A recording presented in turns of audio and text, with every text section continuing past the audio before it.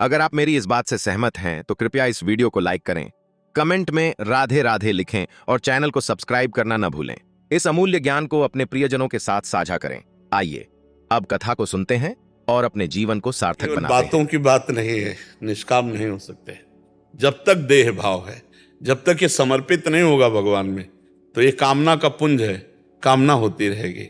कभी रोग आएगा, कभी शोक आएगा, कभी सुख आएगा, कभी दुख आएगा, हमारे अंदर कामना होती रहेगी।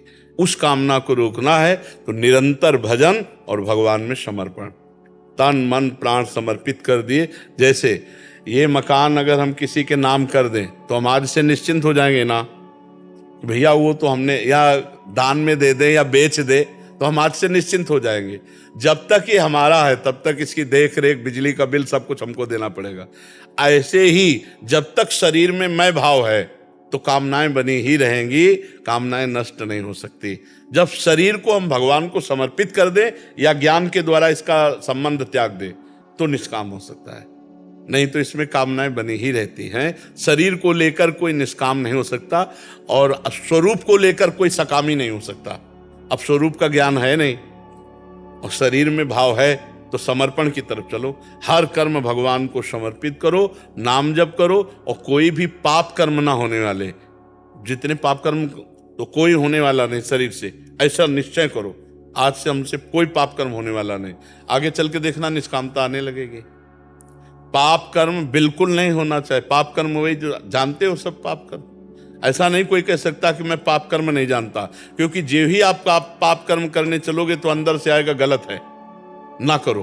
वो परमात्मा सबको संबोधन करता है। अगर वो बात मान लो और पाप कर्म का त्याग कर दो और हर कर्म भगवान को समर्पित करो और नाम जप करो तो अभी निष्कामता आगे आने लगेगी। आप देखोगे आपकी इच्छाएं शांत होने लगेगी। जब कोई इच्छा नहीं रह जाती तभी तो निष्कामता होती है। जब तक इच्छाएं हैं तो वही तो कामना है। ना इच्छा हृदय में स्फुरित हो तो अभी ब्रह्मानंद का स्रोत फूट पड़े अंदर से। अंदर एक स्रोत है, परमानंद, ब्रह्मानंद, भगवदानंद, जिनको प्राप्त होकर के महात्मा जन परमानंद में मगन रहते हैं। अभी तो विषयानंद में, भोगानंद में जो स्रोत नहीं है, छोटे छोटे कुंड हैं। ये तो आनंद समुद्र, जो आनंद सिंधु सुख राशि, इनसे संबंध जब होगा तब स्रोत आनंद का। वो खड़ा है, बैठा है, चल रहा है, उठ रहा है, खा रहा है, पी रहा है, हर चेष्टाएं हो रही, पर वो आनंद स्वरूप भगवान में, इसलिए कोई इच्छा नहीं रहती। जब अंदर आनंद है तो इच्छा नहीं। जिसमें एक समाधान चाहिए था। जैसे अभी हम विरक्त मार्ग में चल रहे हैं, हम इस सूत्र से चलें तो महाराज जी जैसे गृहस्थ में हैं तो बच्चे हैं, बीवी हैं, मतलब आगे की प्लानिंग है, घर बनाना है, मकान बनाना है, तो इसमें जो इच्छाएं उठेंगी उसको कौन। हमें ये बताओ, मध्य प्रदेश के किसी एक गांव में क्या हो रहा है, आपको क्या मतलब है? नहीं, क्योंकि इससे आपका परिचय नहीं है। आपके घर में क्या हो रहा है ये आपका परिचय का विषय है। तो सब पूरे विश्व को जो चला रहा है, विश्व को जो पूर्ण कर रहा है, वही तुम्हारे घर के सदस्यों को भी पैदा किया, बनाया, तुमको भी बनाया और तुम्हारे को सामग्री दिए, उस पर विश्वास करके कि वो ठीक वही करेगा जिससे परम मंगल होगा। हमको कामना करने की क्या जरूरत है? जितनी व्यवस्था दी उतनी व्यवस्था में हम मुनीम की तरह काम करें। नाथ सकल संपदा तुम्हारी, मैं सेवक समेत सुतनारी, और हमें कोई चाह नहीं। आप जितना दोगे उसके अनुसार करते चले जाएंगे। वो महात्मा है, गृहस्थ में रहते हैं, पर अब इतना कहाँ समर्पण हो सकता है? तुम्हारे जी जैसे कोई इच्छा ना करें कि जैसे ये बनेंगे, वो बनेंगे, फिर ये ऐसा करेंगे। हाँ, तो उनको जो बनाना है बना देंगे ना। आज तक हम अपनी इच्छा से यहाँ नहीं पहुंचे, मुझे प्रभु ने पहुंचाया है।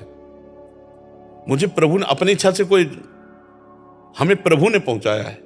जहां हमारी शरीर की रहने की व्यवस्था और जहां स्वरूप ज्ञान की स्थिति, भक्ति की स्थिति, ये सब प्रभु की दी हुई। अपने तो बस ऐसे। तो अगर हम तैरना चाहें तो बड़े बड़े जंतुओं से भरे हुए समुद्र में हम मारे जाएंगे, और अगर जल जहाज में बैठ जाते हैं तो आराम से चले जाते हैं, कोई प्रयास तो नहीं करना पड़ता। प्रायः अहंकारी जीव कामना और कर्ता भाव लेकर के ही संसार में डूबता है, और ऐसे हो जाए तो ऐसे पार हो जाए। भगवान सबको पार कर रहे हैं। भगवान सब तुम्हारे अंदर शक्ति बुद्धि वही दिए हुए हैं। तो तुम्हें कामना नहीं करनी, बस तुम समझ जाओ, कामना नहीं करनी। जो तुम करोगे वही हम देखेंगे। जो तुम करवाओगे वही होगा। पर इस कोटि का समर्पण बहुत जोर की, सत्य इच्छा को प्रभु की इच्छा मान के उसमें कार्यरत हो जाए, मतलब कुछ तो मर्जी अंदर चलेगा, इसलिए उनकी तरफ नहीं, से। भगवत प्रेरित होता है। जैसे हमारी अभी हम खड़े हो, चलो वृंदावन की परिक्रमा चलते हैं जी। अभी देखा नहीं यहाँ जैसे कैसे होता है, तत्काल एकदम चलिए, ऐसे कोई प्लान नहीं, कोई संकल्प नहीं जी। इसमें और सुलझने के लिए कह रहा हूँ, 2 बच्चे हैं, अभी अंदर इच्छा हो रही है कि इनका ब्याह करना है और इसके लिए थोड़ा धन चाहिए, तो जो मेरा आ रहा है तो उसको मैं जमा करता रहूंगा। तो ये जो इच्छा हुई, ये इसको हम सत्य कुछ उसमें इच्छा का मतलब, इच्छा जो निषेध का विषय है कि मैं ये भोगूं, मैं ये देखूं, मैं ये चखूं, मैं ये सूंघूं, ये जो इच्छा है परमार्थ में ये बाधक है। जो जैसी परिस्थिति में भगवान ने मुझे दिया है उसी परिस्थिति के अनुसार विचार पूर्वक कार्य करना, वो इच्छा नहीं कहा जाता, ये विचार है। कि अगर हमें प्रभु ने 100 रुपया दिया और 2 बच्चे दिए हैं तो हमको उनको पढ़ाना लिखाना भी और इनको भोजन व्यवस्था भी करनी, इनकी सारे कार्य प्रणाली, तो 50 इसमें रख देते हैं, 25 की भोजन व्यवस्था कर लेते हैं, 25 की ये व्यवस्था कर लेते हैं। ये विचार जो चल रहा है ये हमारे भगवान के द्वारा दिया हुआ बुद्धि से विचार है, उसके अनुसार हम चले। जो इच्छाएं निषेध की गई हैं कि जैसे पराई स्त्री को देखा भोगने की इच्छा हुई, जैसे पराये धन को देखा छीनने की इच्छा हुई, जैसे विशेष विशेष प्रकार के नशा या विशेष विशेष प्रकार के भोग या विशेष किसी पद में जाने की, ये नहीं इच्छा होती, भक्त के हृदय में नहीं होती। सारी व्यवस्था भगवान की तरफ से स्वतः चलती है।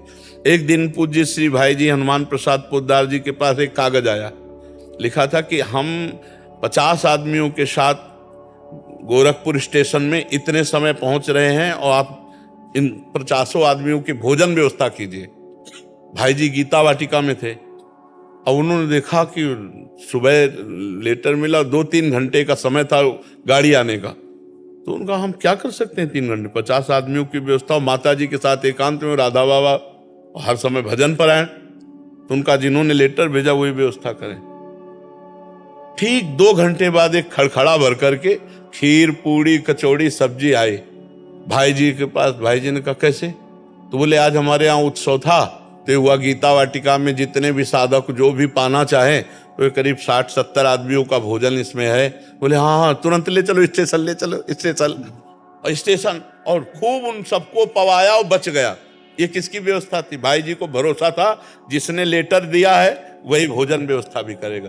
नरसिंह मेहता जी के पास भात भरने के लिए उनके बेटी के, तो बोले जिसने ये सब लिखा है वही व्यवस्था करेगा। द्वारिकाधीश ने जो चीज लिखी थी उससे 10 गुना चीजें भात में दी। हमारा विश्वास होना चाहिए, हमारा विश्वास होना चाहिए। देखो हम आपको पक्की बात कहते हैं, अगर आपका विश्वास है कि ये परिवार भगवान का है, भगवान ने दिया है, तो समय पर ऐसे खेल होंगे कि आपको लगेगा प्रभु ये तो सिर्फ आप कर रहे हो, सिर्फ आप कर रहे हो, मैं कहीं नहीं हूं, ये सिर्फ आप कर रहे हो। पक्की बात कह रहा हूं। इसलिए जब तक हमें भगवान पर समर्पण नहीं है तब तक हम अच्छी इच्छाएं करें, बुरी इच्छाओं का त्याग करें, और जब समर्पण हो जाएगा तो अच्छी इच्छाएं भी समर्पित हो जाएगी। फिर विचार आएगा। अब जैसे विचार आया कि यार भगवान देखेंगे, हम क्या करेंगे, अब ये विचार तो भगवान ने तो दिए और निश्चिंत हो गए। मतलब अगर यही चीज शाम के खड़खड़ाता तो बात बिगड़ जाती, लेकिन 2 घंटे में आया, 2 घंटे में सब ताजी चीजें कि पहले गीता वाटिका ले जाओ, भाई जी पहले पाए गए सब। महाराज जी वृंदावन वास की इच्छा रखनी चाहिए। वृंदावन वास की, हाँ, भगवत प्राप्ति वृंदावन वास नाम जप, ये तो इच्छा परम मंगलमय, इसे इच्छा नहीं कहते, निष्काम ही है। हाँ ये निष्काम इच्छा के लिए महाराज जी प्रयत्न करना पड़ता है, श्री जी कृपा कर। वैसे वृंदावन वास प्रयत्न से नहीं होता, श्री जी की कृपा से होता है। जिनको वृंदा विपिन है कृपा तिनहि की होए, वृंदावन में तवई तो रहन पाई है सोए, कृपा से ही होता है। देखो ये तो एक कहावत सी चल गई कि आशीर्वाद दे दीजिए। अगर हमारे आशीर्वाद से या किसी महात्मा के आशीर्वाद से बात बनती तो कोई महात्मा किसी को साधन करने को नहीं कहता, वो आशीर्वाद ही दे देता। झंझट काहे को करते, घंटों भाव में लगे हुए, सीधे जाओ आशीर्वाद। ऐसे हुआ आया क्या कुछ तुम्हारे पास? जैसे लोग नहीं, वो केवल फिल्मों में दिखाते हैं। सही में नहीं होता, सही में कहीं नहीं होता, कहीं नहीं होता सही में। वो केवल फिल्मों में पोस्टर में दिखाते हैं। पोस्टर में दिखाया कोई ज्योति निकली उनमें चली गई, वो केवल पोस्टर में मिलेगी और फिल्मों में मिलेगी। सही में उनके वचन के अनुसार चलो तो शक्ति मिलेगी, उनकी आज्ञा के अनुसार चलो तो शक्ति मिलेगी। अगर किसी के पैर छूने से, किसी के हाथ रखने से हमारा काम बन जाए तो हमें विश्व में कहीं तुम लिवा चलो, कहीं भी लिवा चलो। ऐसे समर्थ भजनानंदी महापुरुष, समर्थ जो रात दिन भजन में लगे, वो यही कहते भजन करो, तुम्हें करना पड़ेगा। अगर तुमको दुखों से निवृत्ति तो तुम्हें कर्म करना पड़ेगा। देखो जैसे रसगुल्ला भी है तो हम खाएंगे तो हमें स्वाद मिलेगा, आप खाओगे तो आपको स्वाद मिलेगा। आपके सामने रख दें आप खाओ ना तो स्वाद नहीं मिलेगा। ऐसे ही कृपा जो है वो ये कि भगवान ने आपको साधु समागम दिया, संत समागम में आपको अच्छी बात मिली, अब आप उसे पकड़ लो, यही आशीर्वाद है। ना पकड़े तो ये केवल मतलब एक वचनों का एक बन गया है कि कुछ लोग होते हैं ना, कहते हैं हाथ धर दो, कुछ नहीं होता है भाई। हम कहते हैं नाटक ड्रामा नौटंकी में क्यों अपना जीवन बर्बाद करो, कोई भी रखवा ले, अगर कुछ हो जाए तो हमें बता दो, ईमानदारी से कहते हैं। इनसे कुछ नहीं होता, आज्ञा पालन से होता है। जब आप आज्ञा पालन करोगे, नाम जप करोगे, तभी आपको सब आनंद की प्राप्ति होगी। कभी कभी ऐसा तुक्का लग जाता है कि जैसे आप जो सोच के आए और आए, भले कुछ नहीं हुआ, काम हो गया, अरे बोले बाबा बड़े चमत्कारी, हम सोच के आए थे हमारा काम हो गया। वो तुक्का लग गया, तुम्हारा पुण्य का समय आ गया और उसी समय तुम्हारी एंट्री हुई और तुम्हारी कामना बन गई, तुम्हारा काम हुआ, बोले बाबा बड़े चमत्कारी। वशिष्ठ जी से बढ़कर कोई बाबा चमत्कारी होगा? वशिष्ठ जी भगवान राम के कुल गुरु, वो कह रहे सुनो भरत, भावी प्रबल बिलखि कहो मुनिनाथ। बिलखि माने कि कोई बस नहीं चल सकता, हानि लाभ जीवन मरण जस अपजस विधि हाथ, विधान के हाथ है। इसलिए खूब नाम जप करो और इन सब फालतू की बातों का ध्यान न दो कि किसी का आशीर्वाद, किसी, ये सब संत जन जो बोल रहे हैं ये उनका आशीष ही है। संत जन जो बोल रहे हैं अपनी जीवनी शक्ति तुम्हें दे रहे हैं, तुम उसको पकड़ लो, फिर देखो स्वाद आ जाएगा। अब उसको ना मानो तो ये हाथ पैर इनसे कुछ नहीं होता। ये सब एक सदाचार है। सदाचार माने एक व्यवहार है। सामने गए, प्रणाम किया, साष्टांग लौट गए, चरण छू लिए, उन्होंने हाथ रख दिया, एक सदाचार है। लेकिन इससे कोई हमें आध्यात्मिक शक्ति प्राप्त नहीं होगी। आध्यात्मिक शक्ति उनकी आज्ञा का पालन करने से हो। आज्ञा सम सुसाहिब सेवा, जो आज्ञा का पालन करे अपने आप कृपा होती चली जाएगी। ऐसा होने लगे ना तो भगवान सुषेण वैद्य को न बुलाकर झाड़ फूंक वाले को बुलाते, जब लक्ष्मण जी को वीरघातिनी लगी थी। दशरथ जी को भगवान बचवा लेते ना। लेकिन भगवान पुत्र हैं, जो होना है वही होता है। इसलिए भ्रम में न रहो, किसी के आशीर्वाद की जरूरत आपको नहीं। आप राम राम कृष्ण कृष्ण जपो, आपका आशीर्वाद अपने आप घेर लेगा। अब देखो फिर हम आपको समझा रहे, दत्तात्रेय जी सिद्ध भगवान के अवतार, अवधूत शिरोमणि, नाम सुना है? दत्तात्रेय जी, और 1000 भुजाएं उसको प्राप्त हुई, शास्त्राबाहु अर्जुन, और दत्तात्रेय जी को प्रसन्न कर लिया, बड़ी सिद्धियां प्राप्त की। 88,000 वर्ष तक जवान रहकर भोग भोगा, और ऐश्वर्य तो मारा घूमता था। नर्मदा में ऐसे करके खड़ा हो जाता तो उल्टी नर्मदा बह उठती, उसका वैभव ऐसा। लेकिन अहंकार इतना बढ़ गया कि जमदग्नि जी का अपराध कर दिया तो भगवान परशुराम ने काट के पूरे वंश को फेंक दिया। महात्मा की कृपा थी, सिद्धियां प्राप्त हुई, लेकिन भजन नहीं हुआ, बुद्धि सत्संग के द्वारा आज्ञा नहीं पालन की। तो एक रूप में दत्तात्रेय रूप से कृपा की तो भगवान के अवतार परशुराम जी हैं, वही अवतार लेकर के उनका विलास कर दिए। तो हमें चाहिए कि हम अपनी बुद्धि को शुद्ध करके सतमार्ग में चलाएं, इससे बढ़कर कोई कृपा नहीं। और भगवान की जिस पर कृपा होती है उस पर सबकी कृपा होती है। जहां पर कृपा राम की हुई ता पर कृपा करे सब कोई। बिल्कुल अच्छे आदमी बनो, किसी के बुरे आचरणों में ना सहयोग दो, ना बुरा आचरण करो, और नाम जप करो। अगर चारों तरफ से कृपा ना हो तो हमें बता देना, आनंद ही आनंद रहेगा। और ये तो एक व्यवहार मात्र है कि संतों से कहा जाता है कि आप हम पर कृपा कर दो, आप हमारे ऊपर हाथ रख दो, ये सब व्यवहार मात्र है। खूब इसीलिए बचपन से इस मार्ग में है, कहीं भी जहां सब देखा, कहीं भी कुछ नहीं, आपको करना होगा। आपको अपने कल्याण के लिए आपको तपना होगा, आपको जलना होगा। जो आपको बता रहा है वो ड्रामा है। अगर कोई कह रहा है ना, अगर पैसे से हमारे पाप नष्ट होते हो, हमारा मंगल हो जाए, तो ये करोड़पति अरबपति जो खूब धनपति हैं, ये कभी मरे ना, ये कभी इनको बुखार ना आवे, जलते हैं अंदर। आपसे तो मिलते नहीं, तो आप तो बाहर देख करके समझोगे क्या बात है, कितनी महंगी कार से उतर रहे हैं, कितने लोग राइफल लिए इनकी सुरक्षा में। और जब सबको हटा के मैं सुरक्षा वालों को, और जब यहाँ एकांत में बात होती है ना, तो आंसुओं से बात होती। इतने दुखी हैं कि तुम कहोगे यार हम सुखी हैं, चैन से रोटी खा लेता हूं, परिवार में चैन से हंस खेल करके रह रहा हूं, हम सुखी हैं। तो इसलिए सुख उसी को है जो भगवान से चित्त जोड़े हुए है, कृपा उसी पे है जो भगवान से चित्त जोड़े हुए। हमें किसी से कृपा की याचना नहीं करनी। हाँ, संतों के पास हम जाते हैं, दैन्य होकर उनकी बात सुनते हैं और भगवान के मार्ग में चल देते हैं। चलना आपको पड़ेगा। अगर आप ना चलो फिर कोई तुम्हें पहुंचा दे, तो आज तक हमें बताओ, आज तक उदाहरण। इसलिए सब लोग आचरण सुधारो, खान पान सुधारो, नाम जप करो। किसी के आगे घिघियाने की जरूरत नहीं, ना आशीर्वाद की ना कृपा की। सबको नमस्कार, सबको प्रणाम है, लेकिन होगा वही जो मैं अपने आचरण में करूंगा पक्का।